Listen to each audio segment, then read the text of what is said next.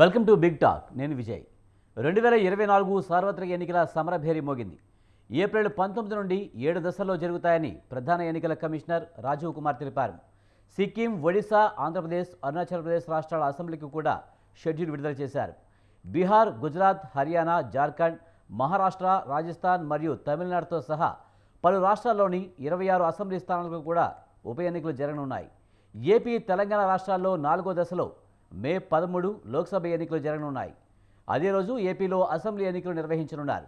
తెలంగాణలో కంటోన్మెంట్ నియోజకవర్గాన్ని కూడా అదే రోజు పోలింగ్ నిర్వహిస్తారు. జూన్ 4వ తేదీన ఫలితాలు వెలువడతాయి. ఎన్నికల షెడ్యూల్ విడుదల కావడంతో రాజకీయ పార్టీలన్నీ సమరానికి సిద్ధమవుతున్నాయి. ఇప్పటికే పార్టీలన్నీ అభ్యర్థులను ఖరారు చేసి సై అంటే సై అంటూ కారుదూవుతున్నాయి. షెడ్యూల్ విడుదలతో ఇక సమరమే అని నేతలు నినదిస్తున్నారు. ఇవే అంశాలపై ఇవాల్టి బిగ్ టాక్లో చర్చిద్దాం.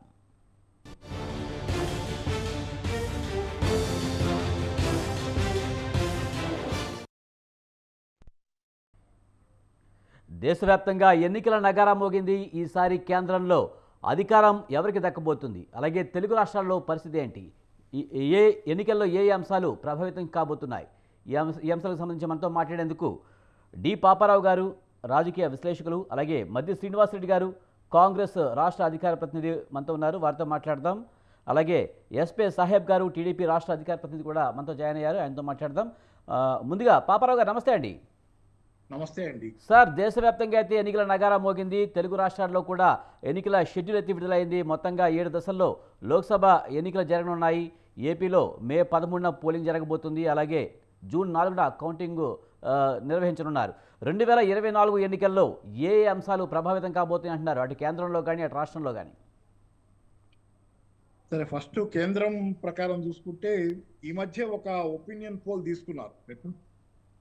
CNN టీవీ 18లో అనుకుంటా చూశాను నేను. అది ఎవరు చేశారో కానీ ఆ ఒపీనియన్ పోల్ ప్రకారం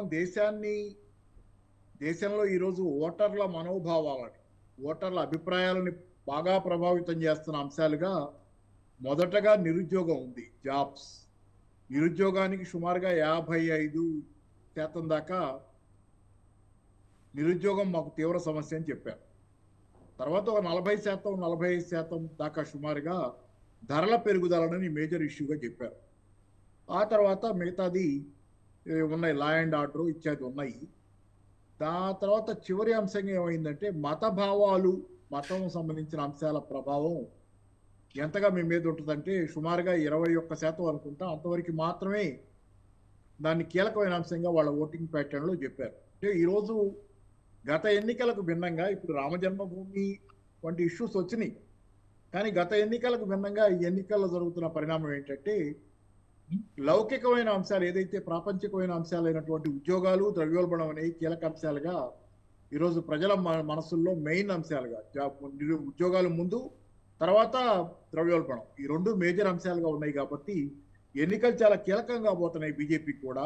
ఎందుకంటే ధరల పెరుగుదల అనేది గత 2 సంవత్సరాలుగా సుమారుగా 2022లో ఎప్పుడైతే ఉక్రెయిన్ రష్యా యుద్ధం మొదలైందో అప్పుడు ధరల పెరుగుదల మొదలైంది. ఆ తర్వాత ప్రపంచవ్యాప్తంగా కొంత ఉక్రెయిన్ రష్యా ఎఫెక్ట్ వల్ల ధరల పెరుగుదల ఆగిన, దేశంలో ఇతరత్ర రకరకాల కారణాలతో ధరల పెరుగుదల అనేది, ద్రవ్యోల్బణం ఇప్పటికీ భారీగానే ఉంది.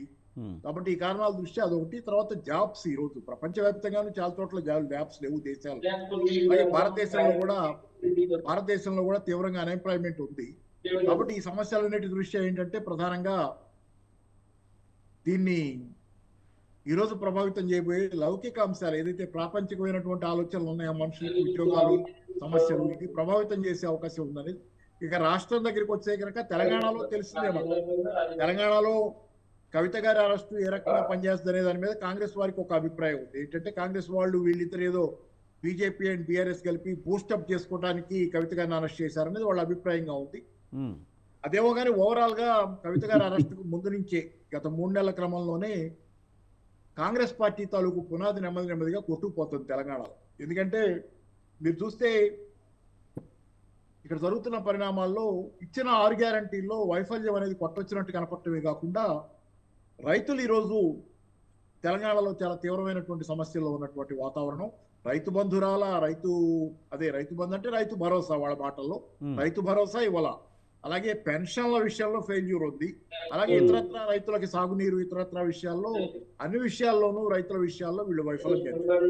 అలాగే ఈ మధ్య కాలంలో కొత్తగా ఏంటంటే ఉద్యోగస్తులు ఎవరైతే ఉద్యోగార్థులు ఉన్నారో ఉద్యోగాలు కావాలని ప్రయత్నం చేస్తున్న వాళ్ళు ఉన్నారో వాళ్ళు కూడా చాలా పెద్ద ఎత్తున నిరసనకి దిగే పరిస్థితి వస్తుంది. ఎందుకంటే వాళ్ళకి జాబ్ క్యాలెండర్ ఇచ్చేది చాలా చెబుతున్నారు కానీ గతంలో బీఆర్ఎస్ ప్రభుత్వం ఏ ఉద్యోగాలు ఇచ్చిందో ఆ ఉద్యోగాల్ని ఏదో నోటిఫికేషన్ ఇచ్చిన ఉద్యోగాలను ఇప్పుడు ఒక 25,000 దాకా ఉద్యోగాలు ఇచ్చుకుంటే నేను ఇచ్చానని చెప్పుకునే పరిస్థితి ఇక్కడ కనపడుతుంది. కాబట్టి నిరుద్యోగులుగా ఉన్న వాళ్ళలో కూడా అసంతృప్తి ఉంది. ఇంకోటి ఏంటంటే మీరు ప్రధానంగా ఆంధ్రప్రదేశ్ రాష్ట్రంలో చూసుకుంటే ఆంధ్రప్రదేశ్ అనేది హోరాహోరీగా ఉంది. నాకు తెలిసినంత వరకు నాకు కొంచెం అర్థం కాని పరిస్థితి ఉంది. కానీ ఈ మధ్య కాలంలో కొంత ఏదో ఈ కోయలేషన్ ఏర్పడిన తర్వాత ఏదైతే కూటమి ఉందో BJP, TDP and Janasena overall గా కొంత అది ఎవరు ఒప్పుకున్నా ఒప్పుకోకపోయినా ఓవరాల్ గా కొంత అది వైసీపీకే ఫేవర్ చేస్తున్నటువంటి పరిస్థితి అయితే మాత్రం ఆ కూటమి అనేది ఉంది. ఎందుకంటే ఆత్మసాక్షి సర్వే కూడా అంటే ఒక సర్వే లేటెస్ట్ ఆత్మసాక్షిని నేను రిలే అవుతున్నానని కాదు, ఇంకా చాలా సర్వేలు వస్తాయి, రోజు వస్తున్నాయి. ఆత్మసాక్షి ఈ మధ్య వచ్చిన సర్వే కూడా చెప్పింది ఏంటంటే టీడీపీ జనసేన కలిసి వెళ్తే ఒక సుమారుగా 46% ఏదో వాళ్ళ లెక్క చెప్పారు. అదే కనుక మూడు పార్టీలు బీజేపీ కూడా కలిసి వెళ్తే ఒక 1% తగ్గుద్ది ఇన్ఫాక్ట్. ఎందుకంటే ఎన్నికల్లో ఎప్పుడు మామూలు సినర్జీ అనేది ఎప్పుడు 2+2+2 ఇట్లా మూడు పార్టీలు కలిసినంత మాత్రం ముగ్గురు ఓట్లు కలిసిపోయి 6 అవ్వవు. చాలా సందర్భాల్లో ఏంటంటే అది వ్యతిరేకంగా కూడా చూస్తారు ప్రజలు కూటముల్ని. కాబట్టి ఏంటంటే అది నెగిటివ్ గా అయ్యే అవకాశం ఉందని అంటున్నారు. ఈ మధ్య కాలంలో ఒక జర్నలిస్ట్ ఒక ఆయన ఆంధ్రజ్యోతిలో కూడా వ్యాసం రాస్తా ఆయన చాలా సీరియస్ గానే రాశాడు. ఇది రాక్షస వివాహం బీజేపీ టీడీపీ మధ్య ఇది రాక్షస వివాహం అని చెప్పి ఆంధ్రజ్యోతిలో కాలంలో ఒక ఆయన రాశారు. దరిదాపుగా అట్లాంటి వాతావరణం ఉంది. ఏదేమైనా కానీ ఏంటంటే పరిస్థితి ఏంటంటే ఆంధ్రప్రదేశ్ లో ఆ కూటమి పెద్దగా ఫెచ్ అయ్యే అవకాశాలు లేవు కాబట్టి వైసీపీకి ఎంతో కొంత నామినల్ గా అవకాశాలు ఉంటాయని నేను అనుకుంటాను. చూద్దామంటే ఇంకా ఏ అంశాలు అయితే ప్రభావితం చేస్తాయో చూద్దాము. మనతో పాటు మిట్టా పార్థసారథి గారు కూడా జాయిన్ అయ్యారు, బీజేపీ మాజీ ఎమ్మెల్యే. ముందుగా మధ్య శ్రీనివాస్ గారి దగ్గరికి వెళ్దాం. ఫస్ట్ కాంగ్రెస్ రాష్ట్ర అధికార ప్రతినిధి శ్రీనివాస్ రెడ్డి గారు, ఎలా చూడాలి 2024 ఎన్నికలు కాంగ్రెస్కు చావో రేవో అన్న ఎన్నికలుగా చెప్తూ ఉన్నారు. ఇండియా కూటమి ప్రభావం ఈ ఎన్నికలు ఎలా ఉండబోతుంది? ముఖ్యంగా మీరు ఏది క్యాష్ చేసుకోబోతున్నారు, ఏ అంశాలని? సార్ యాంకర్ గారికి ఒక విజ్ఞప్తి అనా, ఏమనుకోవద్దండి. ఐఎన్డిఏఏ కూటమి అని చెప్పండి సార్. ఇండియా కూటమి ఇండియా పరువు ఎందుకు తీస్తారు? ఐఎన్డిఏఏ కూటమి పెట్టండి దయచేసి, నేను రిక్వెస్ట్ చేస్తున్నా. రైట్ అండి, రైట్. శ్రీనివాస్ రెడ్డి గారు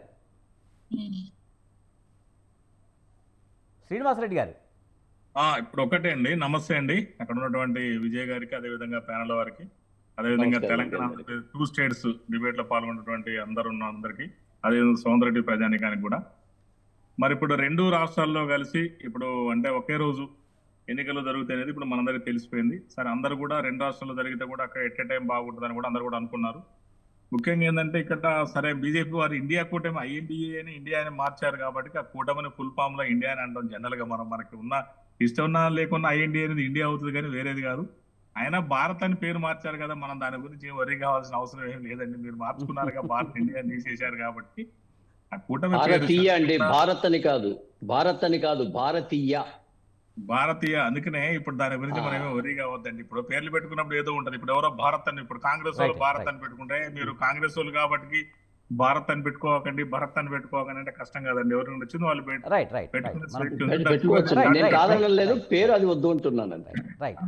పెట్టుకున్నాం, అయిపోయా. మనం తీసేసి కాదు. ప్రచారంలోకి అయితే వెళ్ళిపోయింది ఇండియా అనేది, కొంత ప్రచారంలోకి వెళ్ళిపోవడం వల్ల ఇండియా అని అంటూ ఉన్నారు. రైట్. శ్రీనివాసరెడ్డి గారు, ముఖ్యంగా నిజంగా ఆశించిన ఫలితాలు ఈసారైనా వస్తాయనుకుంటున్నారా? 10 ఏళ్ళు బీజేపీ అధికారంలో ఉంది, ప్రతిపక్షంగా కాంగ్రెస్ ఉంది. ఈసారైనా అధికారం రావాలని రాహుల్ గాంధీ అటు జోడయాత్ర అంటూ న్యాయయాత్ర అంటూ తిరుగుతున్నారు కానీ ఆశించిన ప్రచారం అయితే రావడం లేదు, అంత మైలేజ్ రావడం లేదనే టాక్ వినిపిస్తుంది. ఇందులో వాస్తవం ఉందంటారా? అంటే ఒకటండి, గతంలో చూసుకుంటే ఇప్పుడు చాలా కాంగ్రెస్ పార్టీకి ఓట్లు బాగా పెరిగినది చాలా స్పష్టంగా అర్థమవుతుంది. గతంలో మా నాయకులు, జాతీయ స్థాయి నాయకులు రాహుల్ గాంధీ గారు కూడా మొత్తం అప్పుడు భారత్ జోడో యాత్ర చేశారు. మరి ఇప్పుడు ఏమో భారత్ జోడో న్యాయయాత్ర చేస్తున్నారు. చాలా రాష్ట్రాల్లో కానీ చాలా మందిలో చాలా స్పందన వచ్చింది, మనకు చాలా స్పష్టంగా అర్థమవుతుంది అది. మరి ముఖ్యంగా తెలంగాణగా చూసుకున్నట్టయితే తెలంగాణలో కూడా చాలా ఇప్పుడు దాదాపు ఒక 12 నుంచి 14 సీట్లు రావడానికి అవకాశం ఉంది మా స్టేట్లో. అదేవిధంగా ఆంధ్రాలో కూడా పోయినసారి చూసుకుంటే 1.17% ఓట్లు వచ్చినాయని కూడా మొన్న షర్మిలా గారు చెప్పారు. ఈసారి ఓట్లే కాకుండా సీట్లు కూడా మాకు అక్కడ రావడానికి అవకాశం ఉంది. ఎందుకంటే బీజేపీ కానీ మరి అక్కడ టీడీపీ జనసేన కూడా ఒక జనలేని సేనతో ఒక విచిత్రమైన ఒక పొత్తు ఏర్పాటు చేశారు అక్కడ. కాబట్టి కాంగ్రెస్ పార్టీ కూడా చాలా పెచ్చింగ్ అయిద్దని కూడా మేము చాలా భావిస్తున్నాం. అదేవిధంగా జాతీయ స్థాయిలో కూడా బీజేపీ వారు ఏదైతే ఉందో 10 ఏళ్ల స్థానంలో వాళ్ళ మీద చాలా వ్యతిరేకత వచ్చిందనేది అందరికీ అర్థమైపోయింది. మరి ఇప్పుడు ఆ వ్యతిరేకత నుంచి బయటపడే ఉద్దేశంతో మొన్న సిఏఏ అని ఒక యాక్ట్ కూడా చేశారు, దాన్ని 2019 చట్టాన్ని, అంటే పౌరసత్వ సవరణ చట్టాన్ని కూడా చేశారు. మరి అది ఎలక్షన్ల ముందు చేశారు అనేది అందరికీ అర్థమైపోయింది. దానివల్ల మరి ఎలక్షన్ల ముందు చేస్తే అంటే ఎంతసేపటి బీజేపీకి మతం అడ్డం పెట్టుకొని ఓట్లాడేయడం తప్పగో, కనీసం డెవలప్మెంట్ 10 ఏళ్ళలో మేము ఇది చేశామని ఒక ఏది కూడా చెప్పి ఓట్లాడే పరిస్థితి చాలా స్పష్టంగా అర్థమవుతుంది.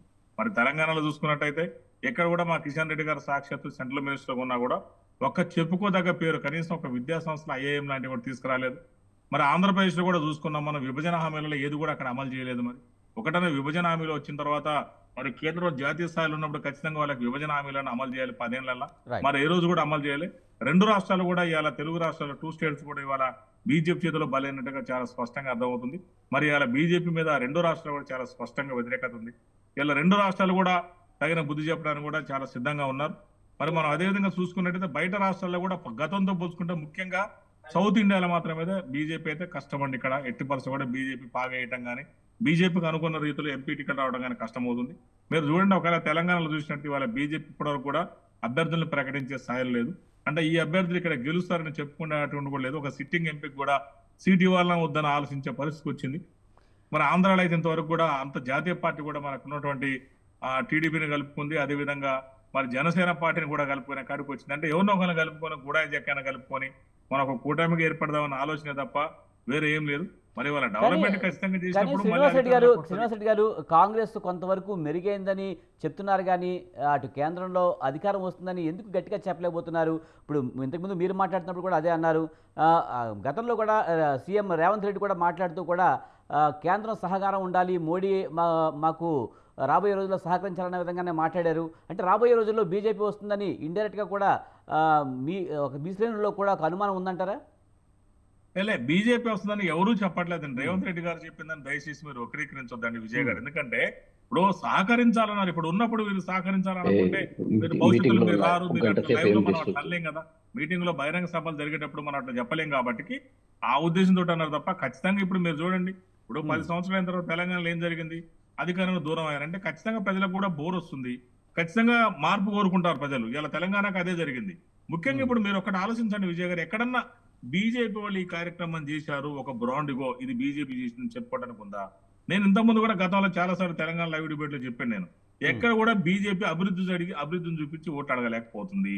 ఇవాళ మీరు కూడా గమనించండి, పార్థసారథి గారు, మీరు కదిరి మాజీ ఎమ్మెల్యే గారు, మీరు కూడా ఒకసారి దయచేసి గమనించండి, పార్టీకి బియాండ్ పోండి. ఇవాళ మనం ఇది చేసాము, ఇగో సార్ మేము డెవలప్మెంట్ చేసాం, ఈ తెలంగాణకి ఇది చేసాం, ఈ ఆంధ్రకి ఇది చేసాం, ఒక బ్రాండ్ ఒక ఇవాళ తెలంగాణలో కానీ ఆంధ్రలో కానీ జాతీయ స్థాయి సంస్థలు ఏమైనా తీసుకొచ్చారు, ఒక్కటి కూడా తీసుకురావాలి. శ్రీనివాస్ రెడ్డి గారు ఇంకా మాట్లాడదాం, అన్ని మాట్లాడదాం, ఇంకా ఇంకా గెస్టులు ఉన్నారు, అందరినీ తీసుకుందాము. పార్థసారథి గారు నమస్తే అండి. ముఖ్యంగా సర్వేలు కూడా ఎక్కువగా రాబోయే రోజుల్లో కేంద్రంలో బీజేపీ అంటూ కూడా ఎక్కువగా సర్వేలు చూపిస్తున్నాయి. 10 సంవత్సరాలు బీజేపీ మీద వ్యతిరేకత లేదంటారా? నిజంగా దేశంలో పెరిగిన ధరల విషయం కానివ్వండి, నిరుద్యోగం కానీ, అలాగే గ్యాస్ పెట్రోల్ ధరలు కానీ, ఇవన్నీ ప్రభావం చూపించమంటారా ఈ ఎన్నికల్లో? సార్ మీ వాయిస్ రావడం లేదు, మ్యూట్లో ఉన్నట్టున్నారు. మ్యూట్లో ఉంది, మీది మ్యూట్లో ఉందండి. ఓకే సారీ అండి. ఇప్పుడు అండి ఓకే కదా. నమస్కారం అండి, అందరికీ నమస్కారం. సార్ ఏదైనా కూడా నంబర్లే చెప్తాయనేటువంటిది మీకు తెలుసు, మాకు తెలుసు. 2004 నుంచి 2014 దాకా, ఎందుకంటే మన శ్రీనివాస్ రెడ్డి గారు చెప్పారు కాబట్టి వారు చాలా గౌరవంగా ఇచ్చారు, వాటిని కూడా గౌరవిస్తూ నేను చెప్పాలనుకుంటున్నా. 2014 నుంచి 2014 దాకా మన గ్రేట్ సోనియా గాంధీ గారి యొక్క హయాంలో మన్మోహన్ సింగ్ గారు అధికారంలో ఉన్నారు. మాక్సిమం టు మాక్సిమం ఆ రోజు 13 లక్షల కోట్ల కంటే ఎక్కువ దేశ బడ్జెట్ పెరగలేదండి. 13 లక్షల కోట్లు. ఈ రోజు దేశ బడ్జెట్ ఎంతో శ్రీనివాస్ రెడ్డి గారికి తెలిస్తే ఒక్కసారి చెప్పమని రిక్వెస్ట్ చేస్తున్నా. ఈ రోజు దేశ బడ్జెట్ ఎంతన్నా? 156 కోట్లు అయితే అప్పు అయితే చేశారని తెలుసు. 175 కోట్లు. మరంటే మీరు అప్పు గురించి ఎందుకు మాట్లాడడానికి ఇష్టపడట్లేదు సార్ మీరు, పార్థసారథి గారు? మీరు ఇప్పుడు అంటే బడ్జెట్ అనేది ఏంటి? బడ్జెట్ అనేది డెవలప్మెంట్ నిదర్శనం కాదు కదా. ఇప్పుడు పార్థసారథి గారు, బడ్జెట్ అనేది డెవలప్మెంట్ కాదు కదా. బడ్జెట్ తెలంగాణలో కూడా మీరు అన్నారు, నేను ఒప్పుకుంటా. ఇప్పుడు మా కేసీఆర్ గారు పెట్టిన బడ్జెట్ మాట్లాడలేదు. నేను ఒకటే అడిగాను, నేను దేశ బడ్జెట్ మీకు తెలుసా అని అడిగాను. తెలియకపోతే సరే, మీకు ఉంటే ఈ రోజు 48 లక్షల కోట్లు డెవలప్మెంట్ కాదు అని చెప్పి వాళ్ళు చెప్పదలుచుకుంటే వాళ్ళ ఇష్టం. ఎక్కడైనా కానీ ఏ రంగంలో అయినా సరే బహిరంగంగా ఛాలెంజ్, 1,00,000 రూపాయలు నేను ఇవ్వగలుగుతా. 2004 నుంచి 2014 వరకు 2004 నుంచి 2014 వరకు ఉమ్మడి ఆంధ్రప్రదేశ్ కి ఎంత నిధులు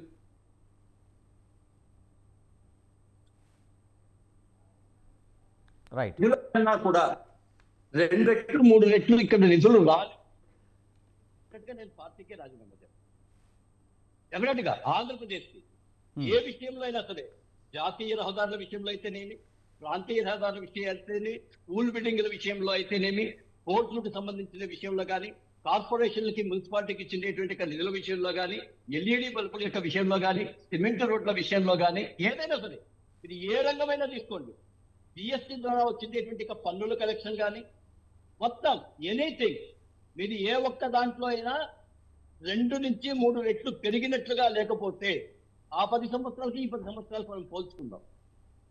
కొన్ని చోట్ల 5-6 రెట్లు కూడా పెరగకపోతే అప్పుడు మీరు ఏదైనా మాట్లాడచ్చు. వీళ్ళే అడుగుతున్నారు, కాంగ్రెస్ హయాంలో ఎప్పుడైనా సరే మాక్సిమం 35,000 కంటే ఇంటికి ఎప్పుడు ఇవ్వలేదండి. ఇచ్చిందేటువంటి కూడా అరాకురాదే ఇచ్చారు. అది కూడా ఇందిరమ్మ ఇళ్ళ పేరుతో కొన్ని చోట్ల ఇచ్చారు, మంచిదే, వి వెల్కమ్ ఇట్. అదే నరేంద్ర మోడీ గారు ఇప్పుడు వచ్చిన తర్వాత దేశవ్యాప్తంగా 4 కోట్ల ఇళ్ళు ఇస్తే, ఇంకా మీరు 4 కోట్లు కాదు కదా 10 కోట్లు కావాలంటే మీరు ప్రతిపాదనలు పంపించండి, ఇస్తామని చెప్తుంటే ఇది డెవలప్మెంట్ కాదంటే అది వాటి విఘ్నతకు నేను వదిలేయాల్సి వస్తుంది. తెలంగాణకి ఎన్ని కోట్లు ఇచ్చారు పార్థసారథి గారు? సార్ చెప్పండి, మీ ఆంధ్రప్రదేశ్ ముఖ్యంగా పార్థసారథి గారు విభజన తర్వాత ఏపీకి అన్ని ఇచ్చామని చెప్తున్నారు, కానీ విభజన తర్వాత చాలా నష్టపోయింది, ఏపీకి ఇస్తారన్న హోదా ఇవ్వలేదు, అలాగే విభజన హామీలు నెరవేర్చలేదనే విమర్శలు అయితే ఉన్నాయి కదా. ఇప్పుడు ఏ ఒక్క విభజన హామీలు విజయ్ గారు ఏ ఒక్క విభజన హామీలు నెరవేర్చారు? ఒక్క నిమిషం అండి, మా శ్రీనివాసరెడ్డి గారు వెల్డన్, ప్రజలకు వాస్తవం తెలియాలా, మీరు అడగడము వాస్తవం తెలియాలా, మేము చెప్పేది వాస్తవం తెలియాలా. చెప్పండి సార్. విభజన హామీలలో బహిరంగంగా కావాల్సింటే ఒకసారి చర్చ పెట్టుకుందాం.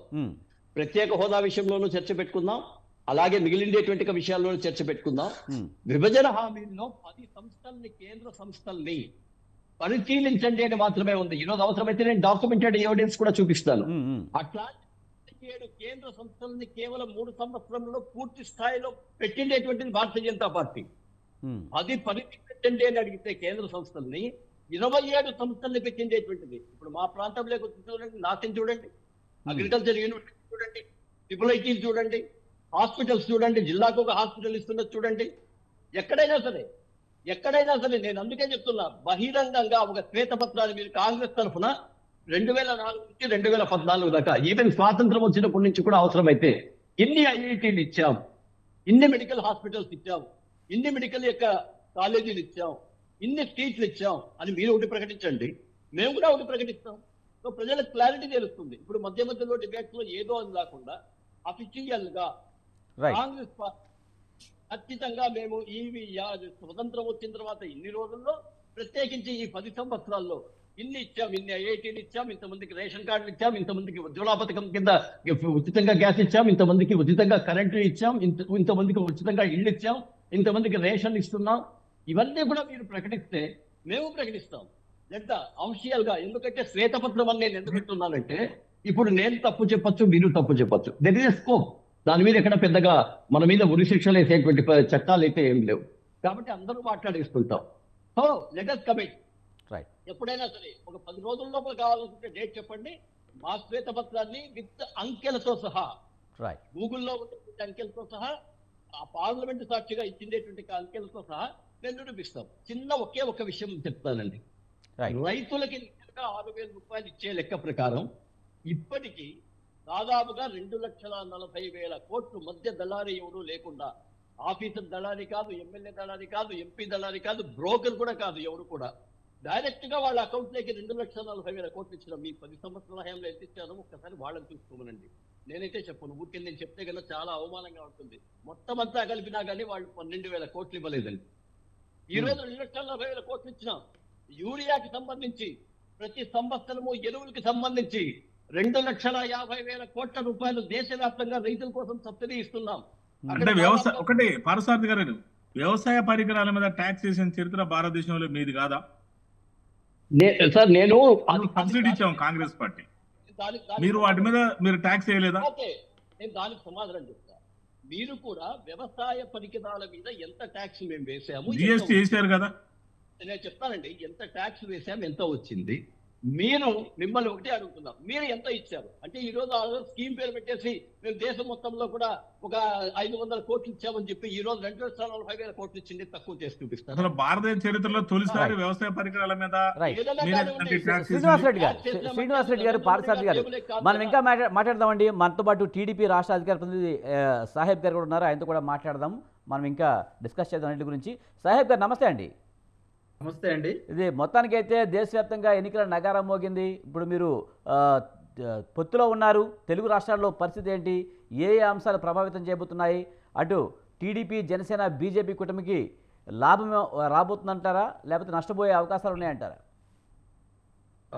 తమరికి ప్యానెల్లో ఉన్నటువంటి పెద్దలకు, అదేవిధంగా స్వతంత్ర టీవీ వీక్షకులందరికీ కూడా శుభ సాయంకాలం అండి. ఇప్పుడు ప్యానెల్లో ఉన్నటువంటి పెద్దలు చాలా డిస్కషన్లు చేశారు. వాస్తవంగా ఈరోజు ముఖ్యంగా గమనించాల్సింది ఏంటంటే, ఎలక్షన్ కమిషన్ రాజీవ్ కుమార్ గారు కీలకమైనటువంటి ప్రెస్ మీట్ నోటిఫికేషన్ ఇస్తూ కొన్ని కీలకమైనటువంటి వ్యాఖ్యలు చేశారు. ఖచ్చితంగా దాని గురించి మనం డిస్కషన్ కూడా చేసుకోవాలి. ఖచ్చితంగా భారతదేశంలో ఉన్నటువంటి ఓటర్లు 96,80,00,000 మంది ఓటర్లు ఉన్నారు. వాళ్ళల్లో పురుషులు 49,70,00,000 మంది, మహిళలు 47,10,00,000 మంది. వీరితో పాటు తొలిసారిగా ఓటు వేసేవాళ్ళు యువత 1,85,00,000. నేను ఎందుకు చెబుతున్నానంటే, ఈ 1,85,00,000 అనేవాళ్ళు చాలా విలువైనటువంటి ఓటర్స్. ఎందుకంటే అభివృద్ధి, సంక్షేమం, దీనితో పాటు సుస్థిరమైనటువంటి పాలన రావాలి, మా భవిష్యత్ బాగుండాలి, మాకు ఫ్యూచర్లో ఉద్యోగాలు రావాలని కోరుకునేటువంటి ఈ యువతే కీలకమండి ఈ ఓట్లలో.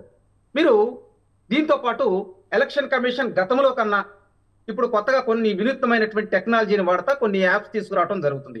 పోటీ చేసేటువంటి అభ్యర్థుల జాబితా కేవైసీ దగ్గర నుంచి వాళ్ళు క్రిమినల్ కేసులు కావచ్చు, వాళ్ళ మీద ఉన్నటువంటి ఇంకా వేరే వేరే కేసులు కావచ్చు, వాళ్ళ ఆస్తులు, అప్పులు, వాళ్ళ ఎడ్యుకేషన్కు సంబంధించినటువంటి వివరాలన్నీ కూడా ప్రతి ఓటర్కు తెలియజేస్తామనటం చాలా మంచి పరిణామం.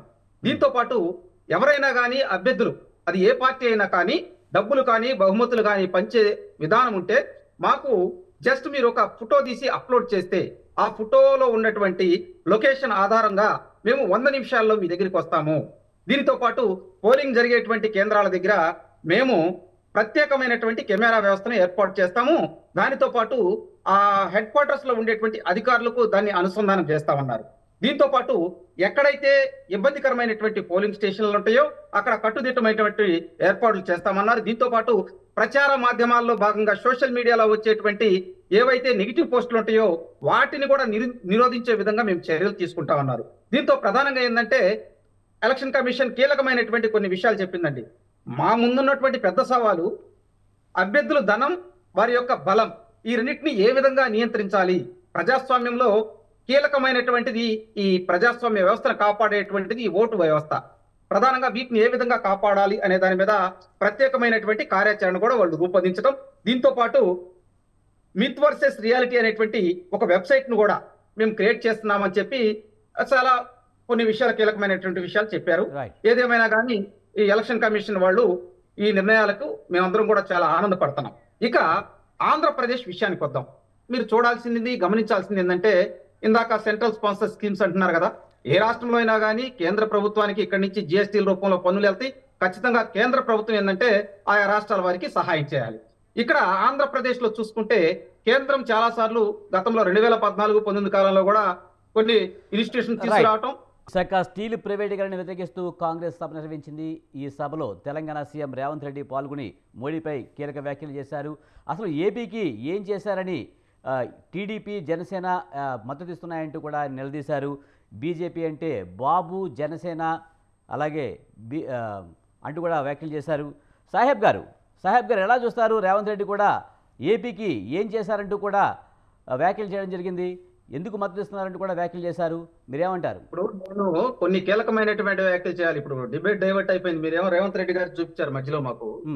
వాస్తవంగా ఆ రోజు మరి రాజశేఖర రెడ్డి గారు అధికారంలో ఉన్నప్పుడు ఆ రోజు 27,750 మంది రైతులు ఆంధ్రప్రదేశ్ లో ఆత్మహత్యలు చేసుకున్నారండి. పార్లమెంట్ సాక్షిగా ఆన్ రికార్డ్ నుంచి చెబుతుంది. దాని తర్వాత మరి కృష్ణా నది పరివాహక జలాల ఆ విభజనలో కానీ ఆ యొక్క పొత్తుల విషయంలో కూడా మాకు అసలు మిగులు జలాలు, నికర జలాల విషయంలో మాకు మిగులు జలాలు అక్కర్లేదు, నికర జలాలు ఉంటే చాలని అన్నారు. దానివల్ల డెల్టా ప్రాంతంలో ఉన్నటువంటి ఆక్వా రైతులు ఆత్మహత్య చేస్తున్నారు. డెల్టా ప్రాంతంలో ఉన్నటువంటి ప్యాడీ రైతులు అన్యాయం అయిపోయారు. పొలాలు ఎండిపోయి పెద్ద ఎత్తున రైతు ఆత్మహత్యలు చేసుకున్నారండి. దీంతో పాటు ప్రధానంగా మీరు చెబుతున్నారు కాంగ్రెస్ పార్టీలోనే ఉండారు, కాంగ్రెస్ పార్టీలోనే. ఆయన కాంగ్రెస్ పార్టీ ఎక్కడ ఉన్నాడండి? మొదట ఆయన కూడా ప్లేట్ తిప్పాడు కదా, మరి వేరే ఆవు దూడ కాంగ్రెస్ పార్టీ పెట్టారు కదా. అంటే ఈ చెప్పుకోవడానికి బ్రహ్మాండంగా ఉంటాయి. మరి ఆయన అధికారంలోకి వచ్చిన తర్వాత నెక్స్ట్ వచ్చే ప్రభుత్వాలు మరి సంక్షేమ పథకాలని కొనసాగించారు కదా, అయ్యేం గాలి వదిలేదు కదండి. మరి ఆ ప్రభుత్వాల్లో తీసుకొచ్చినటువంటి కొన్ని సంక్షేమ పథకాలు ఉంటాయి, ప్రజలకు ఆమోదయోగ్యమైనటువంటి పథకాలు, అవి కంటిన్యూషన్ చేసుకుంటూ వస్తేనే కదా డెవలప్ అయింది. కానీ ఈ రోజు ఆంధ్రప్రదేశ్ లో అటువంటి పరిస్థితులు లేవండి. మీరు చూడండి. కానీ సాహెబ్ గారు, ముఖ్యంగా ఇంతకు ముందు కూడా మనం బాలసాది గారితో మాట్లాడాము. ముఖ్యంగా హోదా కానీ విభజన సమస్యల విషయంలో కొంత వ్యతిరేకత ఉంది ప్రజల్లోనూ. అలాగే పార్టీలు కూడా, చంద్రబాబు నాయుడు కూడా గతంలో 2019 ఎలక్షన్స్ ముందు కూడా ప్రత్యేక హోదా కోసం పోరాటం కూడా చేసిన పరిస్థితి. అటువంటి పార్టీతో మళ్ళీ ఎందుకు పొత్తుకు వెళ్తున్నారు? ఏపీకి మళ్ళీ ఏం చేస్తారు మోడీ గారని అడుగుతున్నారు. నేను దానికి క్లారిటీ ఇస్తా, ఇంకొక మాట చెప్పి క్లారిటీ ఇస్తా. ఇప్పుడు రేవంత్ రెడ్డి గారు ఆయన మా స్టూడెంటే, అక్కడికి వెళ్ళాడు, అక్కడ ప్రొఫెసర్ అయ్యాడు, ఇప్పుడు అఫ్ కోర్స్ ముఖ్యమంత్రి అయ్యారు. ప్రజలు కష్టాల్లో ఉన్నారు, షర్మిల గారు వచ్చిందని అంటున్నారు, అది వాస్తవం కాదండి. ఆమె కష్టాల్లో ఉంది కాబట్టి ప్రజలు గుర్తొచ్చారు ఆయనకి. ఇక నేను కంటిన్యూషన్ చేస్తా. 2014-19 మధ్య కాలంలో బీజేపీ తెలుగుదేశం పార్టీ కలిసి ప్రయాణం చేసినప్పుడు కేంద్రంలో ఇచ్చినటువంటి బైఫికేషన్ లో హామీలు ఉన్నాయి. ఆ రోజు వాస్తవంగా కాంగ్రెస్ పార్టీ వాళ్ళు ఒక చట్టాన్ని తెచ్చి, అసలు ఈ వ్యవహారం ఈ మట్టి మశానం ఉండేది కాదండి, చట్టం చేయకుండా ఆ రోజు తలుపులు వేసేసారు. పార్లమెంట్ లో తలుపులేసి 2-3 వ్యక్తులు నిర్ణయం తీసుకొని ఆ నిర్ణయాన్ని రాష్ట్ర విభజనలో అమలు చేశారండి. దానివల్ల తీవ్రంగా ఆంధ్రప్రదేశ్ నష్టపోయింది. ఆంధ్రప్రదేశ్ నష్టపోయిన తర్వాత మరి మేము కట్టుబట్టలతో ఇక్కడికి వచ్చేసాం, రాజధాని లేని రాష్ట్రం అయిపోయింది. మేము కూడా ఆ రోజు ఏంటంటే బీజేపీతో సఖ్యతగా ఉండి రాష్ట్రంలో ఉన్నటువంటి అభివృద్ధిని ముందుకు తీసుకెళ్లాలని చెప్పి, మరి చూడండి ఆ రోజు బీజేపీతో సఖ్యత ఉండటం వల్లే కదా అమరావతి ప్రాంతంలో 10,000 కోట్ల పెట్టుబడులతో అసెంబ్లీ అక్కడే నిర్మించాము. పైపెచ్చు డీజీపీ ఆఫీస్ దగ్గర నుంచి ఆర్టీసీ ఆఫీసుల దాకా, రవాణా ఆఫీసుల దాకా అన్ని ఉండే కదండి. అక్కడి నుంచే పరిపాలిస్తున్నారు కదా ఈ రోజు. దాదాపు మీరు చూడండి 25,000 కోట్లు ఈ చుట్టుపక్కల ఏదైనా కానీ రాష్ట్ర ప్రభుత్వం కానీ కేంద్ర ప్రభుత్వం కానీ ఇచ్చినటువంటి డెవలప్మెంట్స్ ఉన్నాయి. మీరు ఇక్కడ ఇన్స్టిట్యూట్లు వచ్చినాయి, 2 ఇన్స్టిట్యూట్లు, దాంతో పాటు ఎయిమ్స్ లాంటి ప్రతిష్టాత్మకమైనటువంటి ఇన్స్టిట్యూట్ వచ్చింది. ఈ రోజు ఎయిమ్స్ లో చూడండి సర్వసాధారణంగా తెల్ల రేషన్ కార్డు ఉన్న పేదవాడు కూడా అక్కడికి వెళ్ళి బ్రహ్మాండమైనటువంటి కార్పొరేట్ వైద్యం పొందుతున్నాడు అండి. దీంతో పాటు మీరు చూడాల్సింది, గమనించాల్సినటువంటి అంశం ఏంటంటే 2014-19 మధ్య కాలంలో ఆంధ్రప్రదేశ్ లో ఎక్కడైనా కానీ రోడ్లు దెబ్బతిన్నాయా, మౌలిక వస్తువులు ఎక్కడన్నా కానీ ప్రజలకు అందకుండా ఉండయా, వాటర్ స్కీమ్స్ కావచ్చు. మీరు అంతదాకా ఎందుకండి, ఆ రోజు 25 లక్షలు ఇల్లు కట్టుకోమని చెప్పి అవకాశం ఇచ్చారు. దాంట్లో 15 లక్షలు ఎన్టీఆర్ గ్రూప్ కింద మేము ఇల్లు కట్టించాం, 3,62,000 టిట్కో ఇల్లు కట్టించాం. కానీ ఈ రోజు జగన్మోహన్ రెడ్డి గారు అధికారంలోకి వచ్చిన తర్వాత 1,00,000 ఇల్లు కట్టి ఆపోయాడండి. 25 లక్షలు ఇల్లు కట్టిస్తానన్నాడు. స్థలాలు పెద్ద కుంభకోణం, ఎక్కడో ఊరు బయట స్థలాలు ఇచ్చారు. అంటే ఇటువంటి చెప్పుకుంటూ పోవాలి. ఇక్కడ అభివృద్ధి సంక్షేమం అనేటువంటిది 2 కళ్ళండి. ఏదో నేను బటన్ నొక్కేశాను అంతా జరిగిపోయిందంటే ఎలా అండి? ఈ రోజు ఒక చిన్న ఉదాహరణ చెబుతానండి. ఎమ్మెల్యేలు వాళ్ళ ప్రాంతాలకు వెళ్తుంటే నిరుద్యోగులు ఉద్యోగం అడుగుతుంటే ఏమంటున్నారో తెలుసా? ఏవయా ముఖ్యమంత్రి గారు మటన్ మార్ట్లు, చికెన్ మార్ట్లు పెట్టుకోమన్నారు, పుజాపలు అమ్ముకోమన్నారు కదా అని వాళ్ళ మీద ఇసుక్కుంటున్నారు. అంటే యువత ఏ విధంగా ఉందో చూడండి. ఆంధ్రప్రదేశ్ లో యువత ఉద్యోగాలు లేక యువత ఆత్మహత్యలు చేసుకుంటున్నారండి. అరే ఇసుక దొరక అసంఘటిత కార్మికులు ఆత్మహత్యలు చేసుకున్న సంఘటనలు కోకళ్ళు. దీంతో పాటు రైతు ఆత్మహత్యలు పెరిగిపోయినాయి, కౌలు రైతు ఆత్మహత్యలు పెరిగిపోయినాయి. మీకు హృదయ విదారకరమైన సంఘటన చెబుతానండి ఒకటి. ముఖ్యమంత్రి గారి ఉదాసీనత వల్ల మరి గండికోట ప్రాజెక్ట్ కొట్టుకుపోయిందండి. 40 మంది అన్యాయంగా చనిపోయారు. రాయలసీమ ప్రాంతంలో గతంలో ఏ ప్రభుత్వాలు ఉన్నా కానీ అక్కడ కొంత కరువు వచ్చేసి రైతు కూలీలు వలసపోయేవాళ్ళు. కానీ జగన్మోహన్ రెడ్డి గారు అధికారంలోకి వచ్చిన తర్వాత చిన్న రైతు కుటుంబాలు పిల్లలను సంకరేసుకొని పక్క రాష్ట్రాలకు వలసపోతున్నాయి సార్. ఇది నేను ఆన్ రికార్డ్ నేను చెబుతుంది.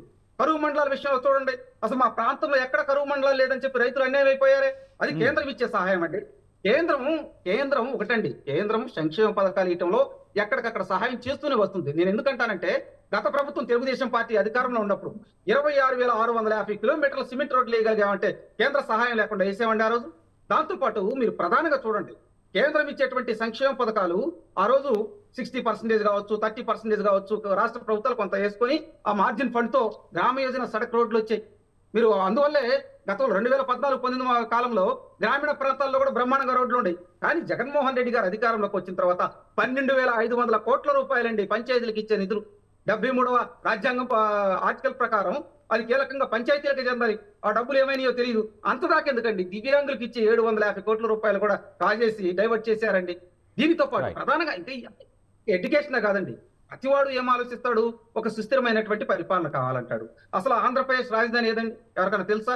3 రాజధానులు అన్నారు ముఖ్యమంత్రి గారు. అదేమంటే పరిపాలన వికేంద్రీకరణం, అభివృద్ధి వికేంద్రీకరణం అవన్నీ చెప్పుకుంటా వచ్చారు. మీకు ఇంకొక విషయం కూడా చెబుతా. కియా మోటార్స్ ఉంది. ఆ రోజు నిజంగా కేంద్రం అడ్డుపడితే ఆంధ్రప్రదేశ్ రాయలసీమ ప్రాంతానికి కియా మోటార్స్ వచ్చేదండి. దాంతో పాటు విశాఖపట్నంలో ఐటీ హబ్ గా మిలీనియం టవర్స్ లో దాదాపు 32 కంపెనీలు ఉండేయండి. HCL కావచ్చు, దాంతో పాటు లులు గ్రూప్స్ కావచ్చు, వాళ్ళకి సంబంధించినవి కావచ్చు, అంటే విప్రో, అటువంటి పెద్ద పెద్ద సంస్థలు, TCS, అటువంటి సంస్థలు ఆంధ్రప్రదేశ్ లో ఉన్నాయా? ఎక్కడా లేవు. ఒకటండి ఇక్కడ జరిగింది ఏంటంటే, మేము గతంలో ఏంటంటే కొత్తగా ఏర్పడిన రాష్ట్రం కేంద్రంతో కొట్లాట ఎందుకని చెప్పి ఆ రోజు కేంద్రాన్ని ఈ విధంగా ఈ రాష్ట్రంలో పరిస్థితులు ఉన్నాయండి, మీరు తీసుకురావాలని చెప్పి మేము వెళ్ళాం. కానీ వారికి మాకు ఆ రోజు ఎక్కడ వచ్చిందంటే ఇష్యూ, మాకు అభివృద్ధి విషయంలో మీరు ప్రత్యేక ప్యాకేజ్ అన్నారు కదండి, పైపెచ్చు దానికోసం మేము కొంత అమౌంట్ అడిగాం, వాళ్ళు ఈలేమన్నారు. అక్కడ మాకు వాళ్ళిద్దరికి మా మధ్య కొంచెం భేదాభిప్రాయం వచ్చినమాట వాస్తవం. కానీ దాని తర్వాత కూడా జగన్మోహన్ రెడ్డి గారు అధికారంలోకి వచ్చిన తర్వాత చూడండి, 1000 కోట్లు, దాదాపు 12,50,000 కోట్లు అప్పు తెచ్చారంటే అది ప్రత్యేక ప్యాకేజీ అమల్లో భాగంగానే తెచ్చారండి. దాంతో పాటు ఇంకొక కీలకమైనటువంటి విషయం ఉంది. ప్రతి మంగళవారం బాండ్లు వేలం వేసింది. ప్రతి మంగళవారం అండి నేను చెప్పేది, ప్రతి మంగళవారం బాండ్లు వేలం ఎక్కడి నుంచి చేశారండి? ఏ విధంగా కాగ్ రిపోర్ట్స్ సరిగా లేకపోయినా కానీ కేంద్రం ఇచ్చింది. ఇవన్నీ ఆ ప్రత్యేక ప్యాకేజీలకు సంబంధించినటువంటి అంశాలే. నేనేమంటానంటే అభివృద్ధి సంక్షేమం తీసుకెళ్లకుండా నేనేదో అభివృద్ధి చేసేసాను, నేనేదో హడావుడి చేసేసాను అంటే ఎట్లా అండి? ఈ రోజు చూడండి, ఆంధ్రప్రదేశ్ లో మహిళల మీద దాడులు, అకృత్యాలు జరుగుతుంటే ఏనాడన్నా కానీ ముఖ్యమంత్రి గారు వచ్చి మాట్లాడారా? కానీ బహిరంగ సాహెబ్ గారు మనం ఇంకా మాట్లాడదామండి. ఆయన అట్లాగే మనం ఇంకా మాట్లాడదామండి. పాపారావు గారు ముఖ్యంగా ఎవరైనా మాట్లాడినివ్వండి, కానీ మాట్లాడినివ్వండి, ఎవరైనా ఉంటే మాట్లాడినివ్వండి. లేదు పాపారావు గారు మిమ్మల్ని అడుగుతున్నా. ఉత్తరాదిలో బీజేపీ బాగా ప్రభావం చూపిస్తుంది, కానీ దక్షిణాది మీద అంత ప్రభావం చూపించలేకపోవడానికి కారణం ఏంటంటారు? అలాగే అయోధ్య విషయం కూడా సార్ ప్రభావం అంటే అర్థం కాల. ఉత్తరాదిలో బీజేపీ ప్రభావం ఎక్కువగా కనిపిస్తుంది, కానీ దక్షిణాదిలో అంతగా ప్రభావం చూపించకపోవడానికి కారణం ఏంటి? 2024 ఎన్నికల్లో అయినా ప్రభావం చూపించే సందర్భం వస్తుందా? అట్ ది సేమ్ టైం అంటే అయోధ్య రామ మందిరం విషయంలో బీజేపీకి ప్లస్ అయ్యే అవకాశం ఉందా? అంటే మీరన్న ఉత్తరాది దక్షిణాది డివిజన్ అనేది రామ మందిరం విషయంలో కూడా కొంత కనపడుతుంది, బాగానే కనపడుతుంది. దక్షిణాదిని అది పెద్ద ఇష్యూగా పనిచేస్తుందని నేను ఇప్పుడు అనుకోవట్లే నాకు ఇప్పుడు. ఎందుకంటే వాళ్ళు ఇష్యూ తెచ్చారు, మొదట్లో కొంచెం ఊపు వచ్చింది, కానీ ఫిజిల్ అవుట్ అవుతుంది మళ్ళీ అది. తర్వాత ఇప్పుడు సిఏఏ వచ్చిన తర్వాత కూడా సిఏఏ కూడా ఏం అవ్వలేదు. ఎందుకంటే సిఏఏ లేకుండా ఏంటిది మామూలు అది లేకుండా కూడా, సిటిజన్షిప్ అమెండ్మెంట్ యాక్ట్ లేకుండా కూడా ఇప్పుడున్న చట్టాల ప్రకారమే కావాల్సిన వాళ్ళకి పౌరసత్వం ఇవ్వచ్చు అనేది వచ్చిన తర్వాత, సిఏఏతో ఉపయోగం లేదనేది వచ్చిన తర్వాత దాని గురించి అసలు మర్చిపోవటం మొదలుపెట్టిన క్షణంలో కేజ్రీవాల్ గారు దాని గురించి ఏదో కొత్తగా ఇష్యూ చేసి మన జాబ్స్రావు అనేది దానికి మళ్ళీ కాస్త ప్రాణం పోశారు. తర్వాత అమెరికా వాళ్ళు అనవసరంగా వాళ్ళకి సంబంధం లేని విషయంలో వాళ్ళు తలబెట్టి దానికి ప్రాణం పోశారు. ఈ రెండు తప్పితే సిఏఏ కూడా పెద్ద ఇష్యూగా జనాలు విపరీతంగా వరి అయి చర్చించట్లా. కాబట్టి ఈ కాదు ఓవరాల్ దక్షిణాదిన అయితే అసలు ఇక్కడ లేదు మన వాతావరణంలో. ఉత్తరాదిన నాకు కనపడంతలో ఏంటంటే ఉత్తరాదిన ఉంటుంది కొంత ఖచ్చితంగా బీజేపీ ప్రభావం అనేది ఉంటుంది. అయితే లాస్ట్ టైమే బీజేపీకి 60 ఆర్డ్ సీట్లు వచ్చినాయి ఎక్కడ ఉత్తరప్రదేశ్లో. మరి ఈసారి కొంత ఎదురుగాలు ఎక్కువ వీసే అవకాశం ఉంది. ఎందుకంటే మీకు ఒపీనియన్ పోల్ నేను ఏదైతే CNN చెప్పానో దానిలో ద్రవ్యోల్బణం అండ్ నిరుద్యోగం మేజర్ ఇష్యూస్ గా, నిరుద్యోగం మేజర్ 56% దాకా అది ద్రవ్యోల్బణం చెబుతున్నారు. కాబట్టి అది ఎంత అంటే ఉత్తరాదిన భక్తిభావం ఎక్కువ, జనరల్ గా ప్రజలకి కొంత ఇది ఉంది ఎక్కువ దక్షిణాది కంటే కూడా. కాబట్టి అక్కడ కొంత పని చేసినా కొంత అయితే మాత్రం ఇది భారీ ఎత్తున పనిచేస్తుంది. కానీ పాపారావు గారు ఇంకో 2 అంశాలు ఉన్నాయి. ముఖ్యంగా రైతుల ఉద్యమం కానీ మణిపూర్ ఘటన కానీ ఈ ఎన్నికల్లో ప్రభావం చూపే అవకాశం కనిపిస్తుందంటారు. రైతుల ఉద్యమం పై కనపడకుండా ప్రభావం చూపిద్దండి. ఎందుకంటే రైతుల ఉద్యమంలో వాళ్ళు లాస్ట్ టైం లాగా ఏంటంటే, లాస్ట్ టైం ఎన్నికల ముందు 2019లో ఎన్నికల ముందు మోడీ గారు వాళ్ళని విడ్రా చేసుకోమన్నారు, రైతు చట్టాలను వెనక్కి తీసుకున్నారు, క్షమాపణ చెప్పారు, దాంతో అయిపోయింది, సద్దుమణిగింది, దాని ప్రభావం పెద్దగా రాలా సంవత్సరం పాటు చేసినా. కానీ ఇప్పుడు ఏంటంటే ఎలక్షన్ల ముందు ఇది బిగినైంది కాబట్టి న్యూస్ అయితే రావట్ల, మరి ఏం జరుగుతుందో కానీ, but still it will effect. ఎందుకంటే ఎంఎస్పీ అనేది ఈరోజు మేజర్ ఇష్యూస్ గా ఈ దేశంలోనే కాదు, జర్మనీ, ఫ్రాన్స్, బెల్జియం, చాలా దేశాల్లో, పాశ్చాత్య దేశాల్లో కూడా పెద్ద ఇష్యూగా రైతులు రోడ్ల మీద ఎక్కడం, ప్రపంచ పట్టణాలను చుట్టుముట్టడం అనేది జరుగుతుంది. కాబట్టి ఓవరాల్ దాని ఎఫెక్ట్ అనేది ఖచ్చితంగా ఉంటుంది. అలాగే ఇతరత్ర చాలా అంశాలు కూడా ఈసారి ప్రభావితం చేస్తాయి ఎన్నికలు. అందుకనే బీజేపీ కూడా అంత ఈజీగా తీసుకోవట్లేదు ఎన్నికల్ని. వాళ్ళు చెప్పడం అయితే 400 సీట్లు వస్తాయని చెబుతున్నారు, కానీ వాళ్ళు చాలా జాగ్రత్తగా ఎలియన్సెస్ ఫామ్ చేసుకుంటున్నారు. అంటే మిత్రపక్షాలను ఏర్పరచుకుంటున్నారు, వాళ్ళతో పొత్తులు పెట్టుకుంటున్నారు, చాలా జాగ్రత్తగా ఉండాలనేది కూడా వాళ్ళలో వాళ్ళు జాగ్రత్త ఉంటున్నారు. అంటే భయపడుతున్నారా లేదా అనేది నేను చెప్పను, కానీ ఓవరాల్గా వాళ్ళకు కూడా ఒక కొంత ఖచ్చితంగా జాగ్రత్తలు అయితే తీసుకున్నట్టుగానే కనిపిస్తుంది. రైట్ పార్థసారథి గారు, రైట్ సార్, రైట్ పార్థసారథి గారు, ముఖ్యంగా ఇండియా కూటమిలో అనైక్యతే బీజేపీకి బలం అనుకోవాలా? ముఖ్యంగా మోడీ చరిష్మా ముందు రాహుల్ గాంధీ నిలబడలేకపోతున్నారనే వ్యాఖ్యలపై మీరేమంటారు సార్? మీ వాయిస్ రావడం లేదు. సార్, ఐఎన్డిఏ కూటమికి సంబంధించి నేనైతే అసలు వాళ్ళకి దాదాపుగా మాకంటే అలవాటు అయిపోయింది, ఇండియా కూటమి అంటే అలవాటు అయిపోయింది మాకైతే. రైట్, నేను ఏం చెప్తున్నా అంటే, ఇంతకు ముందు మన సోదరులు పాపం రేవంత్ రెడ్డి గారు చాలా బ్రహ్మాండంగా స్పీచ్ ఇచ్చారు. మెడికల్ హాస్పిటల్ కు సంబంధించి ఆయన ఏమన్నారంటే, మెడికల్ హాస్పిటల్లో రాజశేఖర రెడ్డి గారు వచ్చేటువంటి వాళ్ళకి అక్కడికి పోతే చచ్చిపోతారు కాబట్టి 2 లక్షలు ఆరోగ్యశ్రీ ఇచ్చినారు. ఆరోగ్యశ్రీ ఇచ్చిన దానికి అభినందన.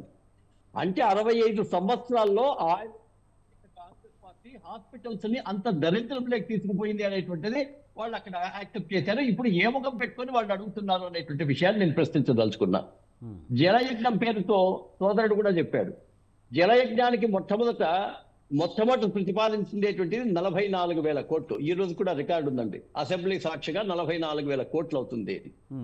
ఆయన అప్పులు తెచ్చి దాదాపుగా 1,40,000 కోట్లు ఖర్చు పెట్టాలని చెప్పేసి కూడా రికార్డులో ఉంది. కానీ ఏ ఒక్క ప్రాజెక్టు పూర్తి కాలా, కేవలం కాలువల పేరుతో 60 రూపాయలు ఒక స్క్వేర్ ఫీట్ కి తీసుకునేటువంటి దాన్ని దాదాపుగా 450 రూపాయలు తీసుకుని మొత్తం జలయజ్ఞం అంతా ఒక దోపిడీ యజ్ఞం దాకా అక్కడి నుంచేనే అప్పుల్లో ఉండేటువంటి రాజశేఖర రెడ్డి గారు వారి యొక్క కుటుంబం వేల కోట్లకు పడగలుగుతుంది అనేటువంటిది యావత్తు ప్రపంచానికి తెలుసు. ఆ మహానుభావుడు నేను ఎంతవరకు ఆయన యాక్సెప్ట్ చేస్తానంటే, రాయలసీమ ప్రాంతానికి నీళ్లు ఇచ్చే దాంట్లో చొరవ చూపించాడు.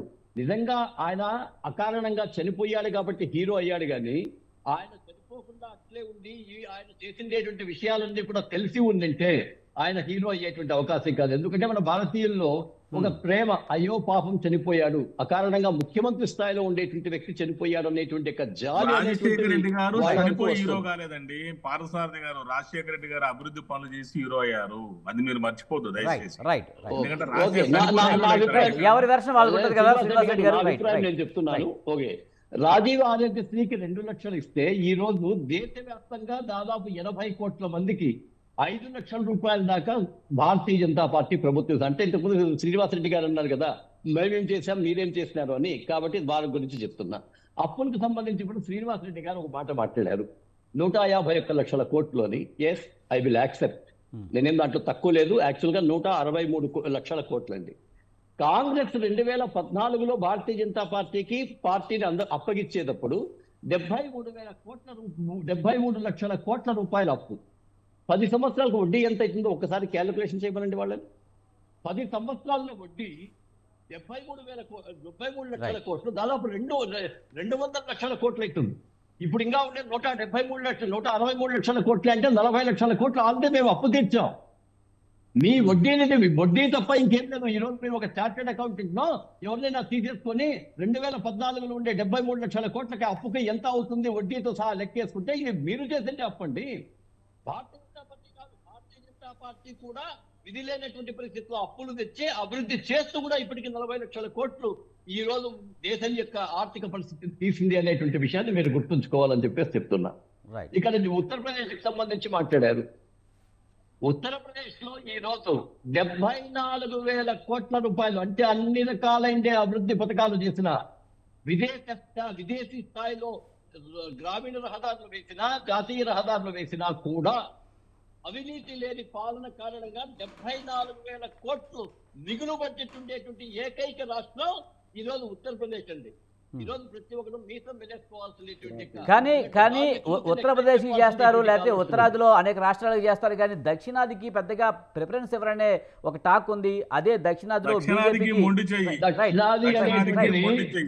ఈ రోజు వీళ్ళు చేస్తున్న దుష్ప్రచారమే. నేను ఈ రోజు కూడా ఏ రాష్ట్రానికి ఎంత ఇచ్చారు అనేటువంటి విషయాన్ని కాంగ్రెస్ పార్టీ తరఫున అఫీషియల్ డాక్యుమెంట్ ఒకటి ప్రకటించమనండి. భారతీయ జనతా పార్టీ తరఫున అఫీషియల్ డాక్యుమెంట్ మేము ప్రకటిస్తాము. భారతీయ జనతా పార్టీని ప్రకటిస్తాం, కాంగ్రెస్ కూడా ప్రకటించమనండి. ఎందుకంటే ఇప్పుడు గాలిలో మాటలు మనకు రాబోయేటువంటి మేనిఫెస్టోలో మేము అన్ని చెప్తాం ఏ దానికి ఎంత ఇచ్చినాము అనేటువంటిది. ఈ రోజు ఎవరైనా Right. సరే ఇది ఒక బహిరంగ ఛాలెంజ్ గా స్వీకరించి Hmm. కాంగ్రెస్ పార్టీ తరఫున ఎంత ఇచ్చారు అని చెప్పేసి వాళ్ళు చెప్పారండి.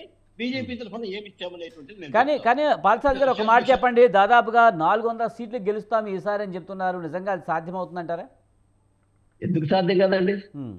ఇప్పుడు ఎక్కడెక్కడ ఉన్నా ఎందుకు సాధ్యం కాదు? 424 సీట్లు ఒకసారి కాంగ్రెస్ కు వచ్చాయి. రాజీవ్ గాంధీ గారు, అప్పుడు ఇందిరాగాంధీ గారు చనిపోయినటువంటి హయాంలో. అంటే సానుభూతి ఓట్లే ఉండొచ్చు కదా, ఇప్పుడు అంతా అటువంటి సిచ్యువేషన్ ఉందంటారా?